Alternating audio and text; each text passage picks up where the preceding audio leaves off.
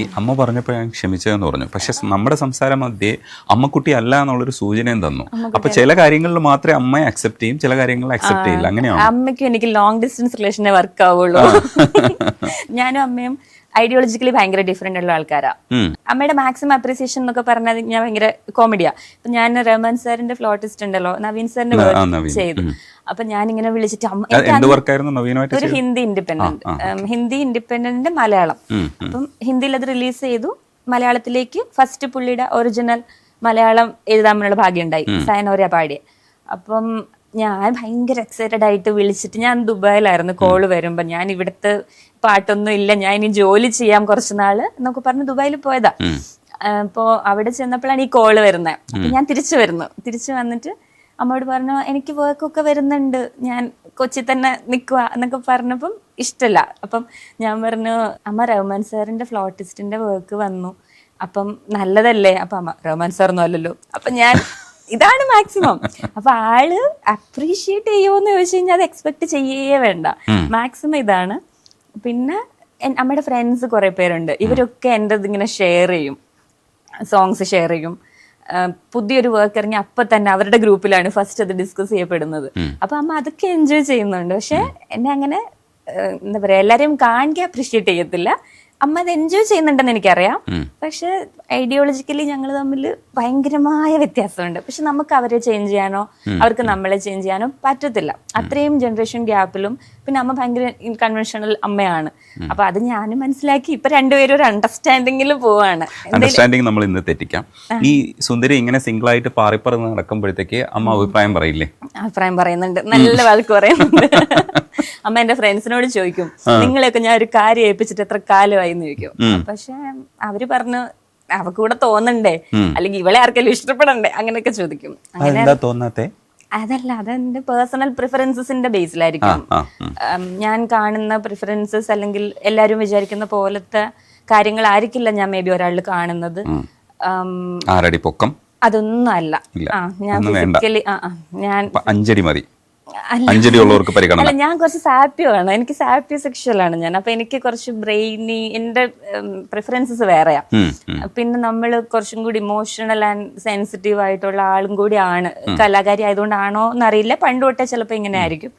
അപ്പൊ എന്നെ അട്രാക്ട് ചെയ്യുന്ന ഫാക്ടേഴ്സ് ഫിസിക്കൽ അട്രാക്ഷനോ അങ്ങനെയൊന്നും അല്ല. ബേസിക്കലി എന്റെ ഒരു വൈബ്രേഷൻ മാച്ച് ചെയ്യുന്ന ഒരാള്, അങ്ങനെ ഒരാൾ വന്നു കഴിഞ്ഞാൽ ചിലപ്പം ഞാൻ അക്സെപ്റ്റ് ചെയ്യുമായിരിക്കും. അതിപ്പോ അമ്മയ്ക്കത് അറിയാം. എന്നാലും കുറെ നാളായിട്ട് അവരിങ്ങനെ അത് അറിഞ്ഞൂടാ, കണ്ടുപിടിക്കാൻ പറ്റണില്ല. അത് മാത്രല്ല, നമുക്കൊരു പരസ്യം കൊടുക്കാൻ എന്താ ചെയ്യണ്ടേ? ഇതൊരു പരസ്യമാണല്ലോ, ഇപ്പൊ എന്താ ചെയ്യണ്ടേ? ഒന്നും ചെയ്യരുത്. എനിക്ക് ആ കുട്ടിയുടെ ട്രോമ ഇല്ലേ, മറ്റേ കുട്ടിയുടെ കാമുകന്മാര് വന്നിട്ട് പറഞ്ഞ ട്രോമ എന്ന് പോലും ഞാൻ മാറിയിട്ടില്ല. അപ്പം പുതിയത് ഞാൻ എനിക്കായിട്ട് ഒരാളെന്നൊക്കെ എനിക്ക് മനസ്സിലാവുമായിരിക്കും. മേ ബി നമുക്ക് ആപ്റ്റായ ഒരാള് വരുമ്പോ നമുക്ക് ഓക്കെ, ഇയാള് ഓക്കെ ആണ് എന്ന് നമുക്ക് മനസ്സിലാവേണ്ടതാണ്. നമ്മൾ അത്രയും അനുഭവങ്ങളിൽ നമ്മൾ പഠിക്കുന്നുണ്ടല്ലോ. ഇപ്പം എന്താ പറയാ, പാസ്റ്റ് അനുഭവങ്ങളിൽ നമുക്ക് അറിയാം, അത്രയും ഫിൽട്രേഷൻ കഴിഞ്ഞിട്ട് വരുമ്പോൾ ഉണ്ടാകുന്ന ഒരു ട്രാൻസ്ഫോർമേഷൻ ഉണ്ട്. നമ്മുടെ ഒരു എവല്യൂഷൻ നമുക്കറിയാമല്ലോ. ഇപ്പൊ നോക്കുമ്പോൾ എനിക്ക് എന്ത് വേണ്ടാന്ന് എനിക്ക് നന്നായിട്ട് അറിയാം. ഇതെനിക്ക് വേണ്ട, ഇതെനിക്ക് വേണ്ട, അതെനിക്കറിയാം. അപ്പൊ എന്ത് വേണമെന്നുള്ളത് കുറച്ചും കൂടി എളുപ്പമാണ്. അതൊരു സ്വാഭാവികമായ പ്രോസസ്സായിട്ട് നടന്നോളൂ. ഞാൻ അമ്മയോട് അവിടെ അങ്ങനെയാ പറഞ്ഞത്. ഞാൻ നോക്കിക്കോളാം. ഞാൻ അല്ല, അത് സമ്മതിച്ചു. നീയെങ്കിലും ഒന്ന് നോക്കാനാ പറയണേ. പക്ഷെ ഞാൻ നോക്കുന്നുണ്ട് വൈഡർ റേഞ്ചിൽ, പക്ഷെ നടക്കണില്ല. എന്നെ നോക്കുന്നുണ്ട്, ഞാൻ നോക്കണം അങ്ങോട്ട്. അങ്ങനെ പ്രപ്പോസൽസ് ഒക്കെ വരുമ്പോ എങ്ങനെ ഇത് മാറ്റി നിർത്തും? എന്ത് പറയും അവരോടൊക്കെ? യങ് ആയിട്ടുള്ള ഒരുപാട് ആൾക്കാർ വന്നിട്ട് മുമ്പിൽ നിൽക്കില്ലേ? ഞാൻ അത്ര യങ് ഒന്നും അല്ല, ഞാൻ ഭയങ്കര ഓൾഡ് സ്കൂളും ആണ്. അപ്പൊ എന്റെ ഈ ഓൾഡ് സ്കൂൾ വൈബും ഈ പ്രോഗ്രസീവ് തോട്ട്സും കൂടെ ബ്ലെൻഡ് ആയിട്ട് വരുന്ന ആൾക്കാർ കുറവാണ്. അപ്പം ഒന്നുകിൽ അവര് ഭയങ്കര പ്രോഗ്രസീവ് ആയിരിക്കും, അല്ലെങ്കിൽ അവര് ഭയങ്കര ഓൾഡ് സ്കൂൾ ആയിരിക്കും. ഞാൻ ഇതിന്റെ ഒരു മിക്സ്ചറാണ്. അപ്പൊ എനിക്ക് അങ്ങനത്തെ ഒരു, എനിക്ക് ഫ്രണ്ട്സ് ഉണ്ട്, എന്നെ ഭയങ്കര സപ്പോർട്ട് ചെയ്യുന്ന ഫ്രണ്ട്സ് ഉണ്ട്. അപ്പൊ അവരും ഞാനും കൂടി ഇരുന്ന് ഡിസ്കസ് ചെയ്യും. എല്ലാവരുടെയും ട്രോമാസും ഇഷ്യൂസും നമ്മൾ കേൾക്കുന്നുണ്ടല്ലോ. അപ്പൊ അഡ്രസ് ചെയ്യപ്പെടാതെ പോകുന്ന കാര്യങ്ങളെ വീണ്ടും നമ്മൾ ഇരുന്ന് വിശകലനം ചെയ്യുമ്പം ഇതൊന്നും ശരിയല്ല. അപ്പം ആ ശരിയല്ലാത്ത കാര്യങ്ങളിലേക്ക് ഇനി പോവരുത്. ഇത്രയും നമ്മൾ പഠിക്കുന്നുണ്ടല്ലോ. അപ്പൊ ആ ലേണിംഗ് ഭയങ്കരമായിരുന്നു. ഇപ്പൊ അൺലേണിംഗും ഭയങ്കരമാണ്. ഇത് രണ്ടും കൂടെ ഓക്കെ ആയിട്ട് വരുന്ന കാലത്ത് 10-50 വയസ്സാവുമായിരിക്കും. പക്ഷെ അന്ന് മതി. ഇപ്പൊ റോങ് പാർട്ട്ണറെ ചൂസ് ചെയ്തിട്ട് കാര്യമില്ല. ഏറ്റവും ബെസ്റ്റസ്റ്റ് ഡിസിഷൻ ലൈഫിൽ എടുക്കേണ്ടതിൽ ഒന്ന്, സ്പൗസിനെ നമ്മൾ കണ്ടെത്തുക എന്നുള്ളത് തന്നെയാണ്.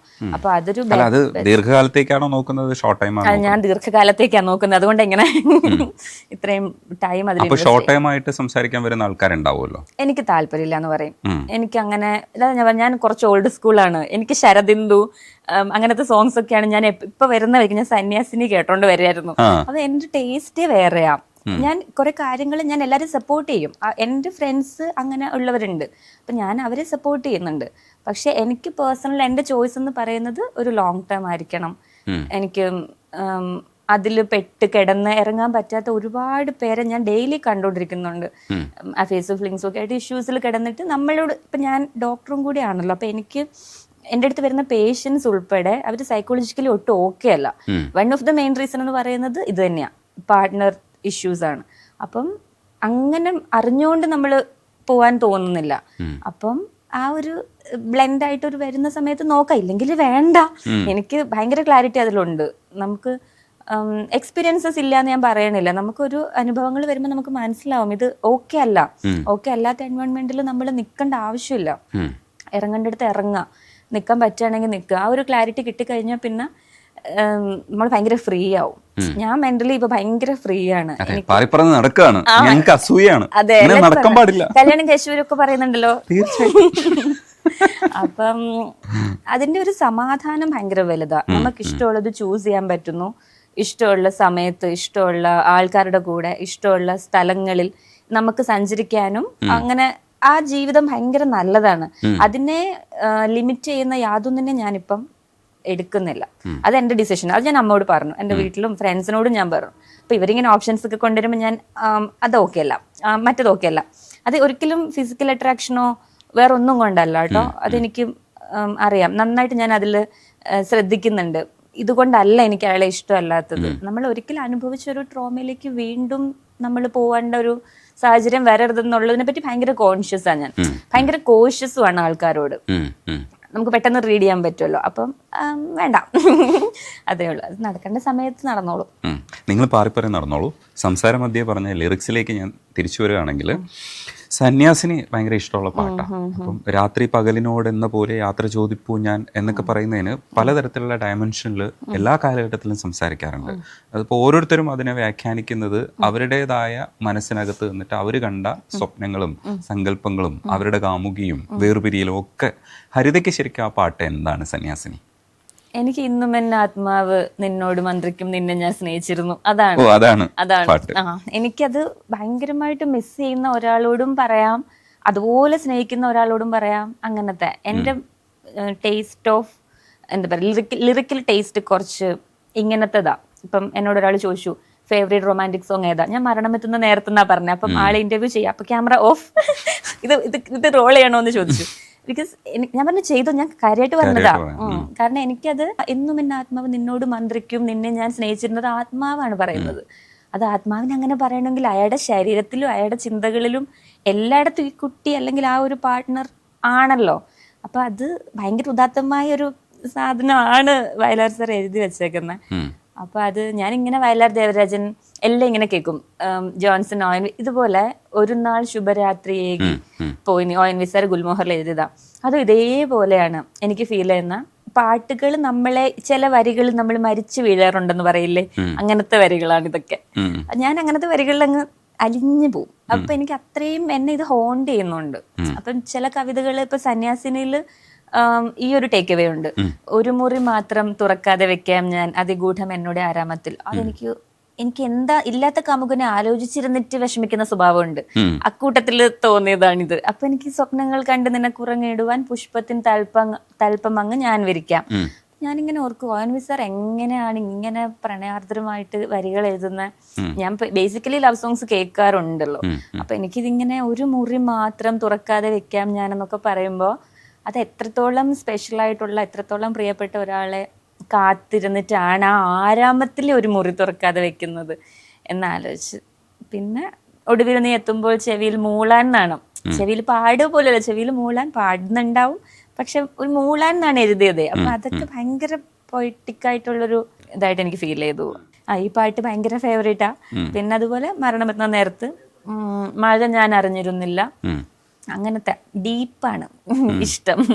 സന്യാസിനിയിൽ എനിക്ക് ഇഷ്ടപ്പെട്ട ഒരു പോർഷനും കൂടെ ഉണ്ട്. അത് എപ്പോഴും നമ്മളിങ്ങനെ അതെ എനിക്ക് തോന്നുന്നു ബ്രേക്കപ്പ് സിറ്റുവേഷൻസ് ആണ് കൂടുതൽ ഇഷ്ടപ്പെടുന്നത് കൊണ്ടായിരിക്കാം. നിന്റെ ഏകാന്തമാം ഓർമ്മതൻ വീതിയിൽ എന്നെ എന്നെങ്കിലും കാണും ഒരിക്കൽ നീ എൻ്റെ കാൽപ്പാടുകൾ കാണുമെന്ന് പറയുന്നില്ലേ, ആ സ്ഥലത്ത് രണ്ട് തരത്തിലുള്ള കാര്യമാണ് ഞാൻ സങ്കല്പിക്കുക. ഒന്ന് റിവഞ്ച്, അതായത് ഞാനിവിടെ അടയാളപ്പെടുത്തിയിടും എന്നെ, അന്ന് നീ എന്നെ അങ്ങനെ കാണും. എനിക്കത് എമ്പത്തി ആയിട്ടാ ഫീൽ ചെയ്യുന്നത്. എനിക്ക് റിവെഞ്ച് ആയിട്ട് തോന്നില്ല. കഴിഞ്ഞു പോയ കാര്യങ്ങൾ ഒരിക്കലും നമുക്ക് റിവെഞ്ച് ആയിട്ട് തോന്നുന്നതേ ഇല്ല. അപ്പൊ ആ ഒരു ജേർണിയിൽ എവിടെയെങ്കിലും ഇവരുടെ കാൽപ്പാടുകൾ നമ്മൾ ഒരാൾ അനുഭവിച്ച സിറ്റുവേഷൻ ഇല്ലേ, നമ്മള് കറക്റ്റ് നമ്മൾ ആ ഷൂസിൽ നിൽക്കും എന്ന് പറയുന്നത് ഭയങ്കര സത്യമായിട്ടുള്ളൊരു കാര്യമാണ്. അപ്പൊ ഞാൻ ഒരാൾക്കൊരു വേദന കൊടുത്തിട്ടുണ്ടെങ്കിൽ ആ വേദന നമ്മൾ അനുഭവിച്ചിരിക്കും, അതായിരിക്കാം ഉദ്ദേശിക്കുന്നത്. അപ്പൊ കാണും എന്നായിരിക്കില്ല, കാണും എന്നായിരിക്കും. അതിന് സാധ്യതയുള്ളൂ. വയലാർ സർ ആയതുകൊണ്ട് അങ്ങനെ ആയിരിക്കും എഴുതിയത്. അല്ല, പല രീതിയിൽ ഇത് കാണാം. കാരണം എന്ന് വെച്ചാൽ ഇപ്പൊ ദാസേട്ടന് ഗുരുവായൂർ കയറാൻ കഴിയാത്തപ്പോ ഒരു ദിവസം ഞാൻ കയറും, ഗോപുരവാതിൽ തുറക്കും, വാശിയോടെ പറയുന്ന മനുഷ്യനാണ്. അത്തരത്തിലുള്ള വിപ്ലവ സാധ്യതകൾ ഒരുപാടുള്ളതുകൊണ്ട് ഞങ്ങൾ കാമുകന്മാർ ഇങ്ങനെയും കൂടെ കാണും. നിങ്ങൾ ബ്രേക്കപ്പുള്ള കാമുകന്മാർ അങ്ങനെ കാണും, വിരഹിണിയായ കാമുകന്മാർ ചിലപ്പോ കാണുമായിരിക്കും. അത് ഒരു എവിടെങ്കിലും വെച്ചിട്ട് ഇയാളുടെ ഒരു മുഖം അല്ലെങ്കിൽ അനുഭവിച്ച ഒരു പാത നമ്മൾ എവിടെങ്കിലും ആ ഒരു ഫുട് പ്രിന്റ് അവശേഷിക്കും എന്ന് പറയില്ലേ, അത് ഭയങ്കര കറക്റ്റ് അല്ലേ. നമ്മൾ എപ്പോഴും സെർച്ച് ചെയ്യുന്നത് ഒരു കാര്യമായിരിക്കും എന്ന് പറയാറുണ്ട്. ഞാൻ എവിടെയോ വായിച്ചത്, റൂമിൽ എവിടെയോ നമ്മളിങ്ങനെ സെർച്ച് ചെയ്യും, ലവിലാണെങ്കിലും എന്തിലാണെങ്കിലും. അപ്പം ആ ഒരു കാര്യം എന്ന് പറയുന്നത് ചിലപ്പോൾ ഇതായിരിക്കാം. അപ്പൊ അത് ഫിലോസഫിയാണ്, അങ്ങോട്ട് അധികം പോവണ്ട, ഞാൻ ഇങ്ങനെ വാചാലായിക്കൊണ്ടിരിക്കും. പിന്നെ ഈ രാത്രി പകലിനോട് എന്ന പോലെ തന്നെ പലരും വ്യാഖ്യാനിച്ചിട്ടുണ്ട്. പക്ഷെ അത്രയും അരിച്ചിറങ്ങാനേ പറ്റുള്ളൂ. എന്ന് വെച്ചാൽ ഭയങ്കര പാടുവിട്ടാണ് രാത്രി, കുറെ ടൈം എടുത്തിട്ടില്ലേ രാത്രി പകലിനോട് യാത്ര പറയുന്നതെന്നുള്ള ഒരു സങ്കല്പം. അപ്പൊ അങ്ങനെ പറ്റുള്ളൂ പ്രേമത്തിൽ നിന്ന് രക്ഷപ്പെടാനെന്നുള്ള രീതിയിലുള്ള വ്യാഖ്യാനം ഇന്ന് ഞാൻ നടത്താറുണ്ട് പുതിയ കാലഘട്ടത്തിൽ. പണ്ട് ഇത് കേൾക്കുമ്പോൾ അങ്ങനെ ആയിരുന്നില്ല. ഒരു ദുഃഖമുള്ളൊരു പാട്ട് കേൾക്കുന്നു, ഭയങ്കര സങ്കടം വരുന്നു, നസീർ സാർ പാടുന്നു എന്നൊക്കെ ഉള്ളതായിരുന്നു. പക്ഷെ ഇന്ന് അതിന് കുറച്ചുകൂടെ ഒരു ഈ പറയുന്ന പോലെ ഒരു വ്യാഖ്യാനം കൊടുക്കാൻ ശ്രമിക്കും. അപ്പൊ അത് അങ്ങനെ അരിച്ചിറങ്ങി പോകാനേ കഴിയുള്ളൂ. അതുകൊണ്ട് തന്നെ ബ്രേക്കപ്പ് സിറ്റുവേഷൻസ് ഒക്കെ അതുകൊണ്ട് നിങ്ങൾ മര്യാദയ്ക്ക് കൈകാര്യം ചെയ്യണമെന്ന് പറയുന്ന ഭാഷയാണുള്ളത്. പെട്ടെന്ന് ഇങ്ങനെ മുറിക്കാൻ പറ്റില്ല. ബ്രേക്കപ്പ് എന്നൊന്നും പറഞ്ഞിട്ട് മുറിക്കാൻ പറ്റില്ല. അത് കുറച്ച് അങ്ങനെ ഒരു ട്രാൻസ്ഫോർമേഷൻ നടക്കണം, എങ്കിലേ അത് ബ്രേക്കപ്പ് ഹാംഫുൾ ആവാതിരിക്കുള്ളൂ എന്നുള്ളതാണ്. ഒരു ചായ കുടിച്ച് പിരിയാന്നൊക്കെ പറയുന്നത് അതിന്റെ നടക്കാത്ത കാര്യമാണ്. അങ്ങനെയൊന്നുമില്ല, കുറച്ചൊക്കെ അടികളൊക്കെ കൂടേണ്ടി വരും. പക്ഷെ എങ്കിലും അങ്ങനെ പെട്ടെന്നൊന്നും നടക്കില്ല. ഇങ്ങനെ ബ്ലാക്ക് ആൻഡ് വൈറ്റ് ആക്കി നമുക്ക് എടുക്കാൻ പറ്റില്ല, അരിച്ചിറങ്ങിയേ പറ്റുള്ളൂ. അതെല്ലാം ഗ്രേയിലായിരിക്കുമല്ലോ. അതെ അതെ അതെ. അപ്പൊ രാത്രി പകലിനോടെന്ന പോലെ യാത്ര ചോദിപ്പൂ ഞാൻ, അങ്ങനെ പറ്റുള്ളൂ, പതിയെ പറ്റുള്ളൂ. ദുഃഖമാണ്, പക്ഷെ കവി എഴുതിയത് ഒരു പക്ഷെ ആ ദുഃഖം ആണ്. അത്രയും ബുദ്ധിമുട്ടുള്ള ഒരു അവസ്ഥയാണ് രാത്രി. ദുഃഖം നിലനിർത്തിക്കൊണ്ട് തന്നെ അതിന്റെ സ്വാഭാവികമായ പരിണാമത്തെ അക്സെപ്റ്റ് ചെയ്യണം, അംഗീകരിക്കണമെന്നൊരു മെസ്സേജ് എനിക്ക് ഫീൽ ചെയ്തു. അപ്പം ഇങ്ങനെ ഞാൻ ഡീകോഡ് ചെയ്യാറുണ്ട്, ഇരുന്ന് വിശകലനം ചെയ്യാറുണ്ട് ഓരോ പാട്ടുകളും. അപ്പൊ നല്ലതാ, നമുക്ക് വളരാൻ നല്ലതാ. ഇത് പോയ കടന്നു വന്ന പാതകൾ ചിന്തിക്കുമ്പോൾ ഭയങ്കര നല്ലതാ. അതേപോലെ തന്നെ കൈതപ്പുറത്തെ കുറിച്ച് ഞാൻ ചിന്തിക്കുമ്പോൾ എനിക്ക് ഏറ്റവും മനസ്സിൽ വരുന്ന പാട്ടെന്ന് പറയുന്നത് കണ്ണീരുപ്പു കലർന്നൊരു മണലിൽ. ഒരുപാട് പാട്ട് ഇഷ്ടമാണ്. സുമുഹൂർത്തമായാണ് എന്റെ ഏറ്റവും ടോപ്പ് ഇഷ്ടപ്പെട്ട പാട്ട്. പക്ഷേ സുമുഹൂർത്തം എനിക്ക് ആ ലൈൻ ഭയങ്കര ഇഷ്ടമാണ്. ആത്മനിവേദനം അറിയാതെ എന്തിനൻ മുദ്രാങ്കുലിയം വലിച്ചെറിഞ്ഞു. ഞാൻ ഡയറിയിലൊക്കെ എഴുതി വെച്ചിട്ടുണ്ട് ഈ വരി, പണ്ട് കേട്ടതാ. രാഗചൂടാമണി ചെങ്കോൽ തുരുമ്പിൽ അങ്ങ് എന്തിനു വെറുതെ പതിച്ചു വെച്ചു. എന്നുവെച്ചാൽ അവളുടെ അനുരാഗത്തെ ചിങ്കോൽ തുരുമ്പില്, സീത തുരുമ്പായിട്ടേ കാണുന്നുള്ളൂ, തുരുമ്പിൽ അങ്ങ് എന്തിനു വെറുതെ പതിച്ചു വെച്ചു കോസല രാജകുമാരൻ എന്നും ആ സങ്കല്പ പാദപത്മങ്ങളിൽ. അത് നിങ്ങൾക്ക് യോജിക്കുന്നതാ, ഞങ്ങൾക്ക് യോജിക്കുന്നതല്ല. എന്നും ആ സങ്കല്പ പാദപത്മങ്ങളിൽ. അതെ, നിങ്ങൾ ഓൾഡ് ആണല്ലോ, ഞാൻ ന്യൂജൻ ആണ്. ഞാൻ ഓൾഡ്, അതെ അതെ, ഞാൻ ഓൾഡ് സോളോ ആണ്, ഓൾഡ് സ്കൂളും ആണ്. അപ്പോ എന്താ പറയാ, എന്നും ആ സങ്കല്പ പാദപത്മങ്ങളിൽ തലചായ്ച്ചു വെച്ചേ ഉറങ്ങാറുള്ളൂ സീത ഉറങ്ങാറുള്ളൂ എന്ന് പറയുന്നത്. എന്നെ ഇങ്ങനെയൊക്കെ ചെയ്തിട്ട് ഞാൻ പക്ഷെ അങ്ങനെ അല്ല ചെയ്തത്. അത് ഓൾഡ് സ്ത്രീയുടെ ഒരു സംഭവമാണ്. അതൊരു പെർസ്പെക്റ്റീവിന്റെ ഡിഫറൻസ് ഉണ്ട്. സീത ചിന്തിക്കുന്ന സമയത്ത് അങ്ങനെ ചിന്തിക്കുന്നുണ്ട്. രാവണന്റെ വേറൊരു സീതാരാമായണത്തിൽ ഞാൻ എൻ്റെ ടീച്ചർ പറഞ്ഞിട്ട് വായിച്ച സമയത്ത് രാവണൻ വില്ലൻ അല്ലല്ലോ എന്നൊരു കോൺസെപ്റ്റ് നമ്മൾ എവിടേക്കോ പറയുന്നുണ്ടല്ലോ. അപ്പൊ രാവണന്റെ ആ ഒരു ക്രൂരത അല്ലാത്ത വളരെ പാവമായ ഒരു രാവണൻ ചിന്തിക്കുമ്പം സീതയെ കാണുന്ന രീതി, അതുപോലെ സീത ഇവിടെ ചിന്തിക്കുമ്പോൾ ഇങ്ങനെ, അത് ഓരോരുത്തരുടെ പെർസ്പെക്റ്റീവിൽ ഉണ്ടാക്കുന്ന ഡിഫറൻസസ് ഭയങ്കരമാണല്ലോ. മറ്റേ ഓപ്പോസിറ്റ് ഉള്ള ആളുടെ മനസ്സ് നമ്മൾ അറിഞ്ഞു കഴിഞ്ഞാൽ തീരാവുന്ന പ്രശ്നമേ ഉള്ളൂ എന്ന് പറയില്ലേ സിനിമയിൽ, അത് തന്നെ. പക്ഷെ അതിന്റെ ഒടുവില് രവീന്ദ്ര മാഷിന്റെ മ്യൂസിക്കിന്റെ ഒരു ചടുലതയില് വരികൾ വരുന്നതെന്ന് വെച്ചാൽ, പിടയ്ക്കുന്നു പ്രാണൻ വിതുമ്പുന്നു ശോകാന്ത രാമായണം ദിഗന്ധങ്ങളിൽ മയങ്ങുന്ന ആശാപാശങ്ങൾ അധർമ്മം നടുക്കുന്ന മാർത്താണ്ഡ പൗരുഷം രാമശിലായി കറുത്തുവോ കൽപ്പാന്തവാരിയിൽ. അധർമ്മത്തെ നടുക്കിക്കൊണ്ടിരുന്ന ആ മാർത്താണ്ഡ പൗരുഷം വിഷ്ണുവിന്റെ അവതാരം ശരിക്കും രാമശിലായി കറുത്തുവോ കൽപ്പാന്തവാരിയിൽ എന്ന് ചോദിക്കുന്നത് ഇതൊക്കെ ഓർത്തിരിക്കും അല്ലെ, ഇത്രയും ലിറിക്സ്. അയ്യോ, അത് ലെജൻഡിന്റെ അതെ, എന്നാലും കുറെ സോങ്സ് ഇങ്ങനെ ഓർത്തിരിക്കുന്നത് ഭയങ്കര നല്ല കാര്യമാണ്. ഞാൻ ഭയങ്കര ലിറിക്സ് ഒബ്സസ്ഡ് ആയതുകൊണ്ട് ഇങ്ങനെ കേൾക്കുമ്പം ഇങ്ങനെയൊക്കെ ഉള്ളവരും ശ്രദ്ധിക്കുന്നുള്ളവരുണ്ടല്ലോ എന്ന് തോന്നും. പിന്നെ ഞാൻ ഈ പറഞ്ഞ പോലെ എല്ലാം വായിക്കുന്ന സമയത്ത് ഇപ്പൊ യയാതി, കർണൻ, ഊർമിള വേറൊരു പെർസ്പെക്റ്റീവ് ആണല്ലോ നമുക്ക് കിട്ടുന്നത്. അപ്പൊ അതിൽ ഇങ്ങനെ അഭിരമിച്ചിരിക്കാറുണ്ട്. ഇങ്ങനെയും ചിന്തിക്കാം. ശരിക്കും വേറൊരു ആംഗിളിൽ നിന്ന് ചിന്തിക്കുമ്പോൾ നമുക്ക് കുറെ കാര്യങ്ങൾ അൺവൈഡ് ആവും, നമ്മൾ ചിന്തിച്ചു പോന്നിരുന്നത്. അതുപോലെ അതിന്റെ എക്സാമ്പിൾ ആണ് ഇപ്പൊ സീതയുടെ കാര്യം പറഞ്ഞതുകൊണ്ട് എനിക്ക് ഊർമിളയെ കണക്ട് ആയത്. ഊർമിളയെ സംബന്ധിച്ചിടത്തോളം അങ്ങനെ നമ്മുടെ ടോപ്പിക്ക് വേറെ ദിശയിലേക്കൊക്കെ പോകുന്നു.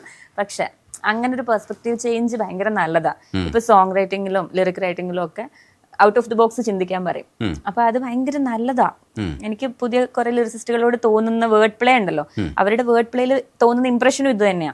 അങ്ങനെ ചിന്തിക്കാൻ പറ്റണം. അപ്പൊ പെർസ്പെക്റ്റീവ് ചേഞ്ച് ആണ്, അത് അപ്രീഷിയബിൾ ആണ്.